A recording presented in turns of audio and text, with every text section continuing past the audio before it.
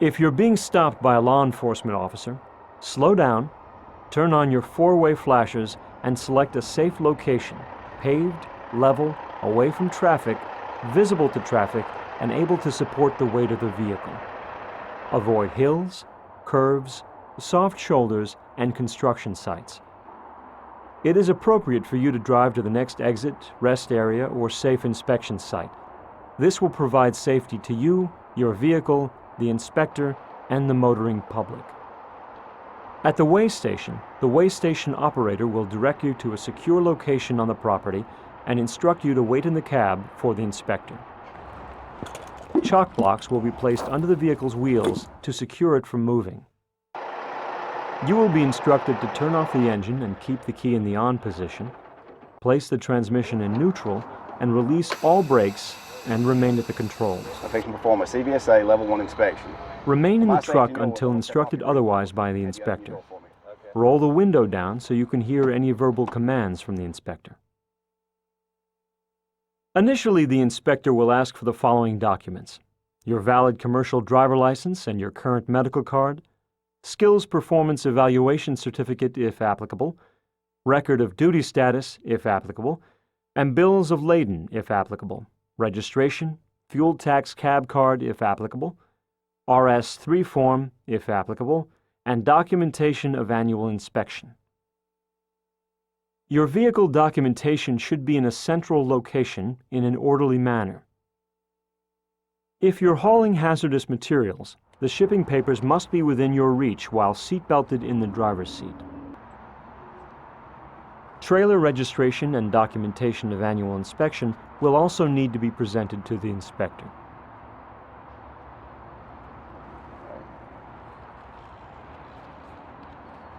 The inspector will verify that you have a working fire extinguisher and emergency warning devices.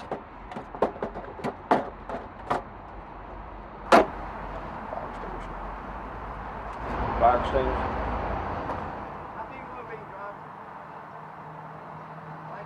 Beginning in front of the tractor, headlamps, turn signals, four-ways, wipers, and horn will be checked. The inspector will move down the left side of the tractor, looking at the left front wheel, rim, hub, tire, and mirrors. The inspector is looking for cracks, broken or missing lugs, underinflated tires, serious cuts, bulges, tread wear and tread groove depth, defects in the sidewall or improper repairs, exposed fabric or cord.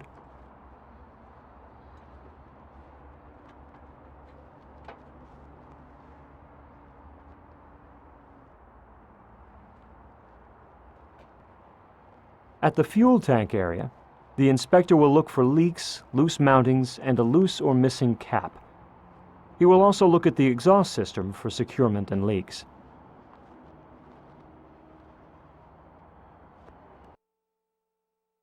While inspecting the trailer front, the inspector will look for chafing against any part of the vehicle, glad hand connections for proper seating, lines not crimped or improperly spliced, audible air leaks.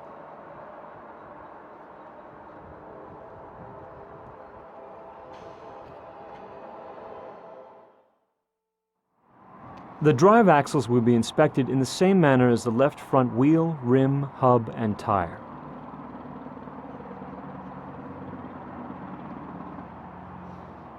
Upper, lower, and sliding fifth wheel will be examined for worn, loose, or broken components.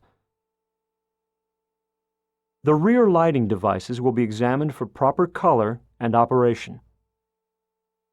The frame and body of the trailer's left side will be inspected for buckling, cracks, broken or missing fasteners, and sagging. Also for sagging, leaking, or improperly spliced air hoses.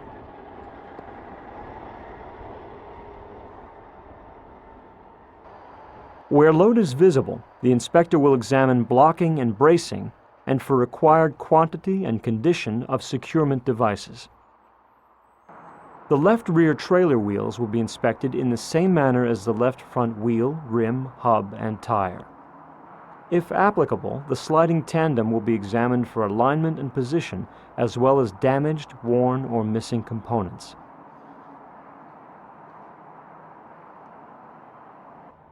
At the rear of the trailer, lights will be checked for proper color and operation. Projecting loads are inspected for proper flagging or lights. If the trailer is enclosed, the inspector may instruct you to open the door. Driver, if you would, I want to get you to break the seal on the truck for me. Yes, sir.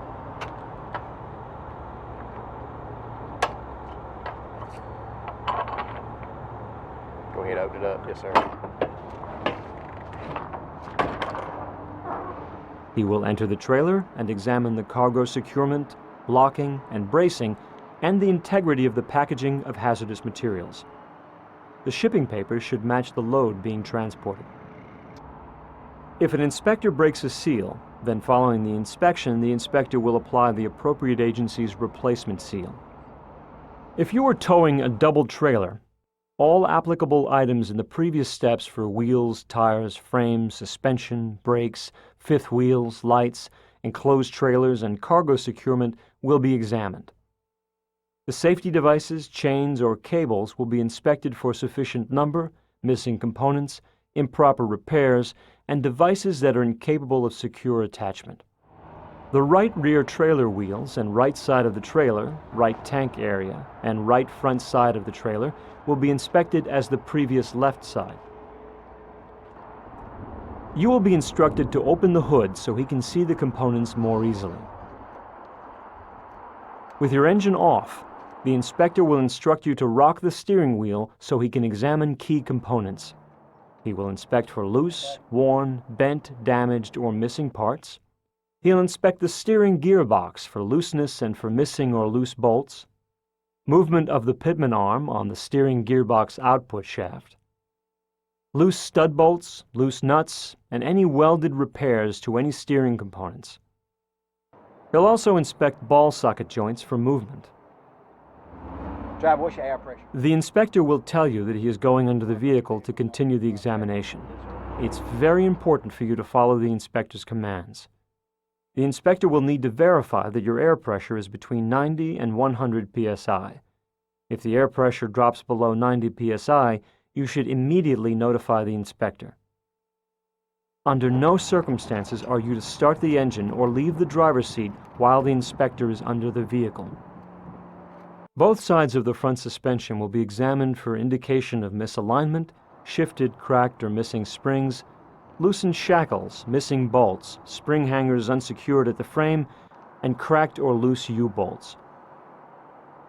The front axle will be inspected for any unsecured axle positioning parts and signs of axle misalignment. The frame and frame assembly will be examined for cracks, bends, sagging, loose fasteners, or any defect that may lead to the collapse of the frame. He will inspect for corrosion fatigue, cracked or missing cross members, and missing or defective body parts. All will be examined for missing, non-functioning, and loose components. He will look for contamination with grease or oil, or cracked parts on the brake system, such as brake drums, shoes, rotors, pads, lining, brake chambers, chamber mounting, push rods, and slack adjusters. He will also listen for air leaks around brake components and lines. Lastly, he'll mark each push rod and exit from under the vehicle.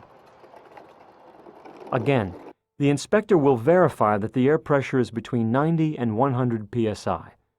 You will be instructed to fully apply the brakes and hold until directed by the examiner to release. The inspector will go back under the vehicle and measure push rod travel at each chamber. He will also be listening for any air leaks.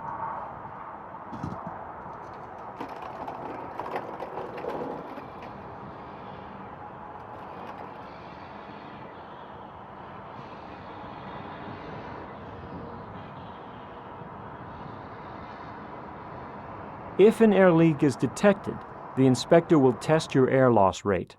You will be instructed to start the engine and let idle. Release all brakes. Apply your service brakes. The pressure should not drop below 80 psi. While the ignition is on, you will be instructed to pump the service brakes down to approximately 55 psi. At this point, your low air warning device should be activated. You should hear an audible warning or see a visual warning device. If you would, step out of your vehicle for me. Next, the inspector will examine the tractor protection system.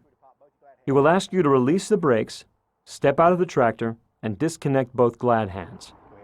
You will be instructed to re-enter the tractor and make a full brake application when the inspector directs you to. The examiner will verify that no air is leaking out of the glad hands. If the air pressure drops below 20 psi, it will be considered an out-of-service violation.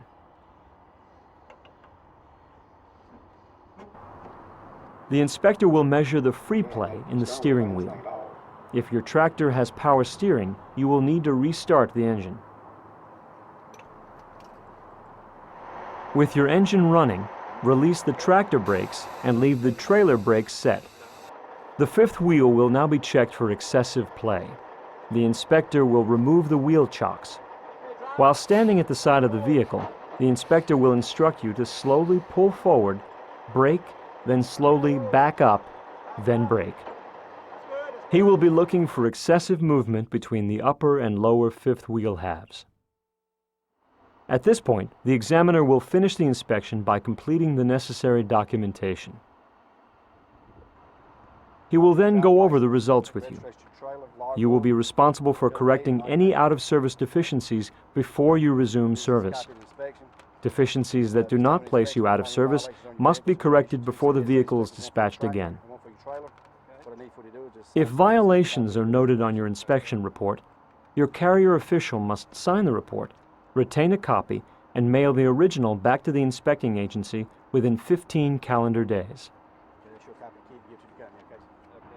If you have successfully passed the Level 1 inspection with no critical item defects, a decal will be issued. This will be proof to other inspectors that you have been through a Level 1 inspection within the past 90 days. If you have performed your daily pre- and post-trip vehicle inspection of the following items, you will minimize violations which would be found during the Level 1 inspection. Brake systems, coupling devices, exhaust systems, frame, fuel systems, lighting devices, turn signals, brake lamps, tail lamps, and headlamps, steering mechanism, suspension, tires, van and open-top trailers, wheels and rims, safe loading, windshield wipers, mirrors, emergency equipment. This overview covers a basic Level 1 inspection. Non-bulk hazmats requiring placards, cargo tank or other bulk packages and motor coaches require other guidelines and inspection procedures. Refer to the Federal Motor Carrier Safety Regulations and Title 49, Code of Federal Regulations for hazardous materials. Refer to www.cvsa.org or www.fmcsa.dot.gov for further guidance.